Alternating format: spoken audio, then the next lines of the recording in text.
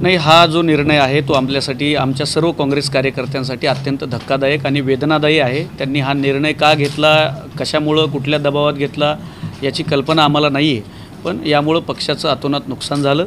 पण आम्ही काँग्रेसचे कार्यकर्ते म्हणून, मी काँग्रेसचा प्रवक्ता म्हणून, आम्ही सर्वच कार्यकर्ते माझ्यासारखे, माझ्यासोबत जे आहेत ते सगळेच जण आम्ही पक्षाच्या सोबत आहोत। आम्ही काँग्रेसचा हात सोडणार नाही आणि कुठल्याही परिस्थितीमध्ये आम्ही काँग्रेस पक्षामध्येच आहोत। आणि हा विचार घेऊन आम्ही लोकांमध्ये जाऊ। डरो मतचा नारा राहुल गांधींनी दिलेला आहे, तो नारा घेऊन आम्ही लढेंगे, जीतेंगे, हेच या ठिकाणावरती आज मी निर्भीडपणे मी सांगतो।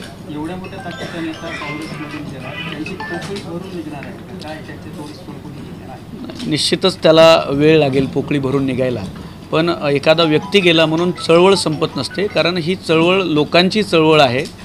लोकांच्या माध्यमातून, असंख्य हजारो कार्यकर्त्याच्या माध्यमातून हा पक्ष उभा आहे। त्यामुळं हानी झालेली आहे, नुकसान झालेली आहे, हे वास्तव आम्ही 100% स्वीकारतोय। पण एक व्यक्ती गेला म्हणून पक्ष निश्चितच संपणार नाही। माझ्यासारखे, घोडजकर साहेबांसारखे इतर सर्वसामान्य अनेक कार्यकर्ते एकत्र येतील आणि काँग्रेसची चळवळ पुन्हा येणाऱ्या काळामध्ये उभी राहिलेली दिसेल।